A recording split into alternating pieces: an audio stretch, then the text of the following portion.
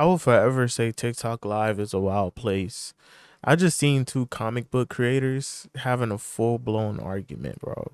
And it wasn't even about comics. Welcome back, and thanks for chilling with your boy today. And today, we're not doing baked takes. I was about to do that, but I'm doing something a little different because what I'm gonna be talking about is not even takes at all. This is shit that I seen in the past week on the internet that's kind of crazy, and I did want to talk about it. Like one of my usual rants, but not really at the same time. It's gonna be more commentary on the videos that I show. That's all. Let's get right into it. So the first video I wanted to talk about, or it's like a series of videos that happened. It was a white man saying that he controlled GDs in prison. I took over a black prison gang during my 10 years in prison. First, I survived my brutal initiation. I became a gangster disciple. A gang that started in Chicago, Chirac, is known for beefing with rappers such as Lil Durk and King Von. White guys were allowed to join back in the 70s when rival members ran into the shower to shank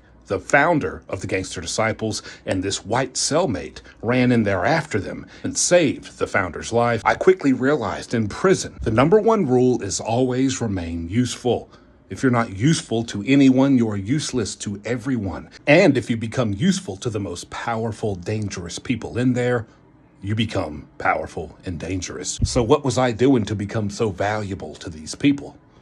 I can't tell you because it would be stupid for me to get on here and tell you what I was doing in prison. But let's just say by the end of it, I didn't even have to show up to these mandatory gang meetings. They would say, oh, let him go in his cell. He has stuff to do. It's so important. It benefits everybody. The violations when a member breaks a rule or a policy of the gang and they need to be physically punished, I didn't even have to participate in those because I couldn't be bothered. I was too valuable. Not to mention when I finally got free and came home, I had a very nice gift, probably as a thank you for everything I did for that gang. Now, that's very, very silly, bro. That's why I'm laughing.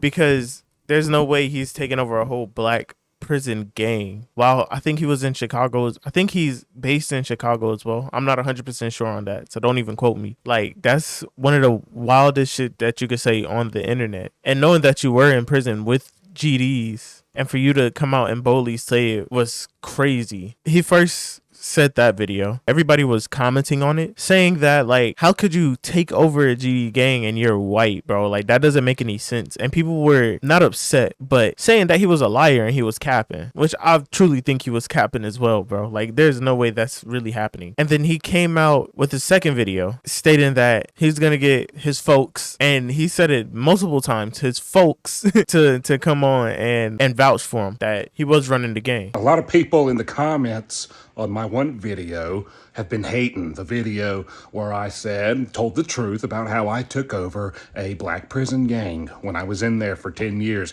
All these comments, oh, big cap, he's capping, no, cap, big cap.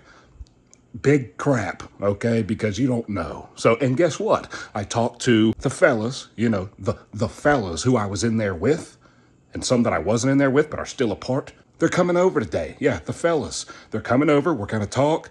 Everything's fine. We had a phone call. They're coming over. I got snacks.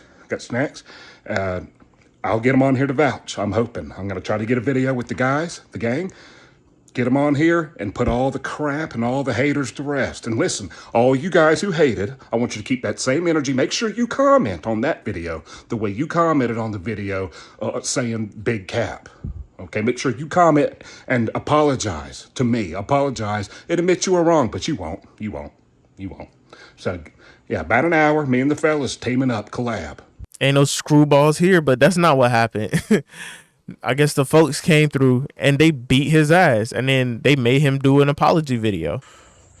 I'm sorry, and I apologize for the video I made saying that I took over a black prison gang when I was in prison. And I didn't take over. I didn't have any rank. I just joined, and I didn't really have any say-so over anything. I'm sorry. I apologize for the video. And I also apologize for anyone who I may have disrespected by saying that and making a video about that. I did not mean that. And please just know that I'm sorry and I apologize, and I'm not going to make any more videos about that. Also, I did not, and I'm no longer a member. So again, I apologize to everyone who is and everyone who felt disrespected. Why is you capping like this on the internet? That's just my thing about it. Like, I don't feel like you shouldn't cap that hard. You could say you helped the GDs out while you was in prison. That's how what helped you survive or whatever. But don't say you took over the whole gang. Like, I understand that you gotta have some exaggeration for the internet, but you just can't say shit like that. Because at the end of the day, when you're off the internet shit, you still gotta deal with real life. Like, you still gotta deal with the outside world, bro. And I think he wasn't really thinking about that. Now, this could also not be real. Like, he could also be doing this for clout. But I feel like it is real because if you see the videos, look at his white tee, bro. That shit is limp now, bro. He got a limpy ass white tee on. And his teeth is missing. Like, he showed his teeth in both of the videos, and like his teeth is out and everything. You don't see any like physical hits done on him on like his face or whatever, which is kind of weird because if they would come through, they would probably like stomp his ass out and shit and like beat his ass and hit him in the face. But I'm not 100% sure. I'm not gonna tell you he's capping. I'm gonna take this as real, bro. Like, niggas just don't need to cap on the internet like that at all. Speaking about capping on the internet, it was another thing that came out where it is a now TikTok creator that was a former school shooter and did 20 years in prison. And I think 7 months ago, he got attacked with a sword, and he called it a racial attack because a man was, I think he was homeless and he was black. He was calling him a white devil. A lot of people know me for this, surviving a sword attack 7 months ago when I worked at a homeless shelter. But a lot of you might not know my full story and why I wanted to work at that homeless shelter helping people and why I'm such a big advocate for mental health. This is me at 16 years old, about to be sentenced to 20 years in prison. Because on February 9th, 2004, when I was just 16 years old, I did the unthinkable.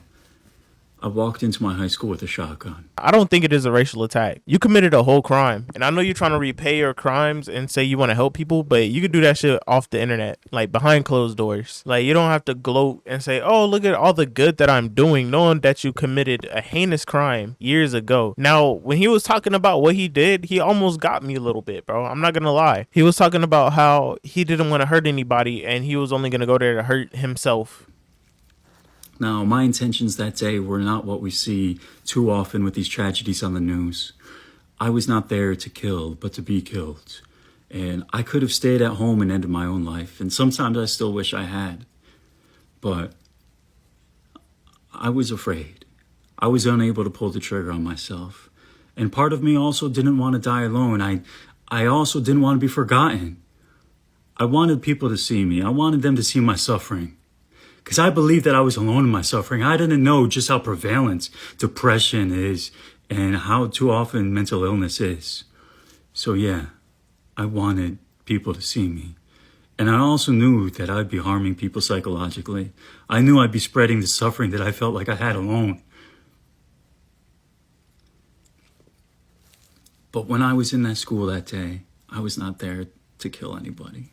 But I feel like in the mind of a person that shoots schools, especially if it's like an attending student, it's people that was bullied or some kind of harassment that had to happen to stem to happen. Like, yes, it could also just be a mental attack where nobody know what was gonna happen. Like, sometimes it is surprises like that where somebody just mentally breaks down and just started wilding out and shit. Not, I would say like 8 out of 10 times is probably because harassment from peers. But back to like him getting racially attacked. It wasn't a racial attack. He called you a white devil. And for you to shoot up a school, bro, you are a devil. I mean, like, that's my stance on it. Like, it's something you can reform from, but if it's something like shooting schools, dog, I don't think you could ever reform from that. Like, you have to live with that forever. You can't come back on the internet saying that like, oh, I want to help these people that are feeling like the same way I am. Well, then just like talk to your local police department, bro. See what you could do to help there. Talk to like therapists therapists and shit in your area and see where you could find the stemming issues are so it can be solved. You just helping out at a food shelter is cool and all, but I mean, you're not really justifying your crimes by going on TikTok and saying, look how much good I'm doing. Then it just don't seem genuine at all. Another point that I wanted to bring across was that I don't think women understand guys' friendships, like our relationships outside of women. When we're trying to make friends, it's easy. It's very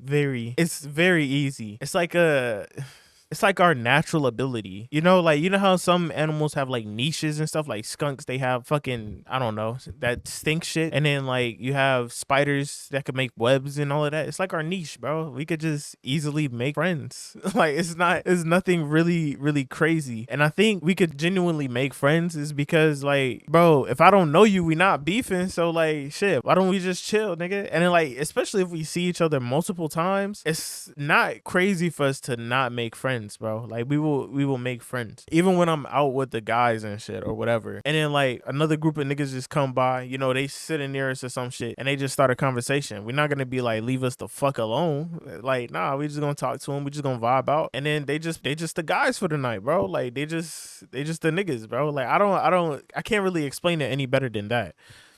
I'm only really talking about this because it was a podcast clip that I seen from So Shameless on TikTok. It went viral. Y'all be calling people y'all friends because you play basketball with them. That's just a you know. If I've been playing ball with this for 3 years on the same 2 days, how is that not taking time? You don't know him. You don't know his mama. You don't know his sister. You don't know nothing about these people. I don't feel it's fair that because you feel like you have to be on the ends to consider about somebody a friend, means that that person don't have some sort of loyalty towards me or me towards them, even if I don't know his mother. Is fucking weird, and you guys build these fake strong relationships on fleeting moments. You don't know if that is a bum. You don't know if that is a axe murderer. All you know is he's suited and booted on Sunday for basketball, and you walking around like, yeah, this my friend, but your friend just murdered 14 people in Crown Heights, and you writing a letter to the judge like, oh, but we play basketball every Sunday. He's such a great teammate. Y'all are stupid. He averages a double-double. Y'all niggas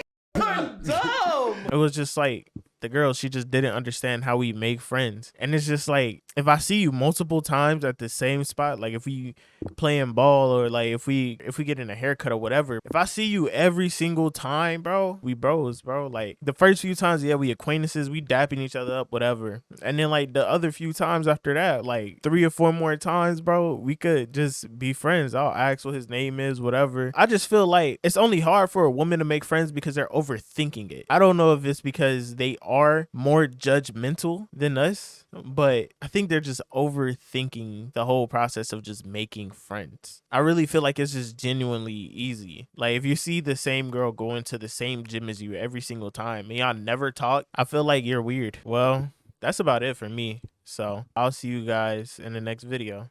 Peace out. I'm sorry, and I apologize for the video I made saying that I took over a black prison gang when I was in prison.